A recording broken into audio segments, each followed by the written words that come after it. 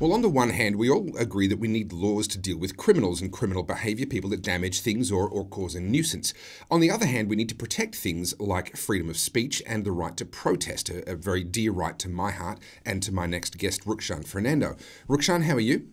I'm doing good, Topher. Good to be on here. What we've seen from South Australia is a strengthening of the penalties for people who do the wrong things during protests. Can you give us a bit of a rundown of the laws that they passed? I want to have a chat with you about it because I think there's some nuance to this that needs to be discussed. Yeah, sure. So they've changed their Summary Offences Act via passing it in both houses of Parliament. So it happened very swiftly. Mm. And a lot of this pertains to disruptive protests. So, when we say disruptive protest, we always think all protest is in some manner disruptive. But this specifically, according to the government, targets things like Extinction Rebellion or groups like that that do these acts where, you know, in a way, it is a bit of a public nuisance because they are hanging off buildings, gluing themselves to roads. Their main intent appears to be disrupting, Mm. and that's kind of the way that this is framed. So that's why the updates come around because we have seen an increase in these very specific types of disruptive protests. Mm. Well, protest is something very dear to my heart. I was heavily involved in the protests against lockdowns in Victoria. You, as a journalist, that's really where you sort of rose from wedding photographer, wedding videographer to independent journalist, and some would say state hero in Victoria. You certainly get celebrated a lot, and rightly so. So protest is something that you and I both see a lot of importance for and value in. But you've got some concerns around these South Australian laws, and I'm seeing some people celebrating them because it targets the right people. As you've said, it's meant to be targeted at Extinction Rebellion. I think that's naive. But you've got some concerns around this. Yeah, look, I mean, even myself, ideologically, in terms of my views of these kind of protesters, Mm. I would say this seems like a good thing on the face of it. And I understand why it's being done as well. Sure. But the problem that I have is really we have seen how these things in the future might be misused by governments for other purposes. Mm. And I think that's where a lot of the concerns around this comes in from the conservative side of politics.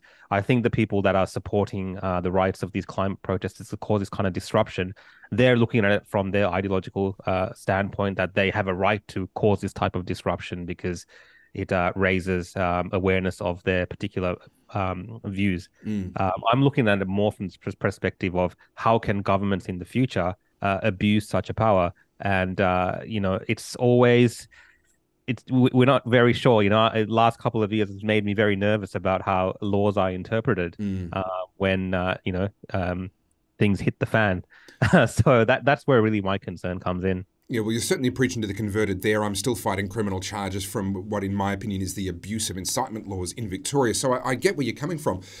I would push back a little bit, though, and say there is a difference between protest and vandalism, let's say. I mean, if we allowed someone to do anything in the name of protest, then all you'd have to do is wear a political slogan when you rob a bank, and you're protected, right? It was a political protest. Well, we have to hold people accountable for their actions.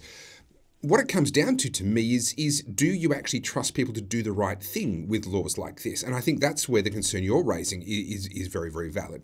That's right. Like, is there other mechanisms where this can be kind of dealt with? Mm.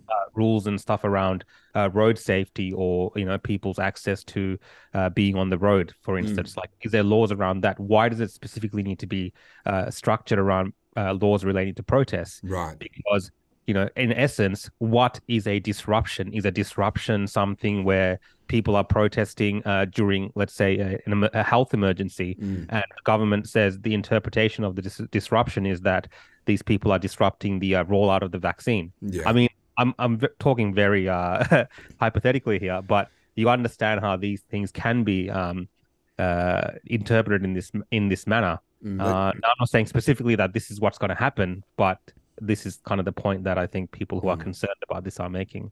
And I think there's I beg your pardon. I think there's a good reason to be concerned given what we've seen in the last few years. You're absolutely right. And there is an element of be careful what you wish for. These people that are celebrating saying, oh yes, it's targeting Extinction Rebellion, and they celebrate it because of their own partisan political views. Well, of course, this is not always going to be the case. You're not always going to have a government that is necessarily on your side, so to speak, Yeah, and anytime. I just want to make it clear, this was supported both by the Mm. Labor and Liberal government. So it's a Labor Mm. government in South Australia right now. Mm. The Liberal government are claiming Liberal that they Party, actually yeah. came up. Liberal Party, sorry, are claiming that they actually came up with this thing. So give us Mm. credit as well. Mm. Like so, both sides of politics are very happy with this type of a law. So Mm.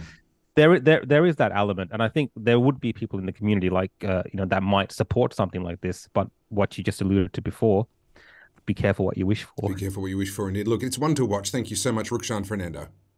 Thanks, Topher.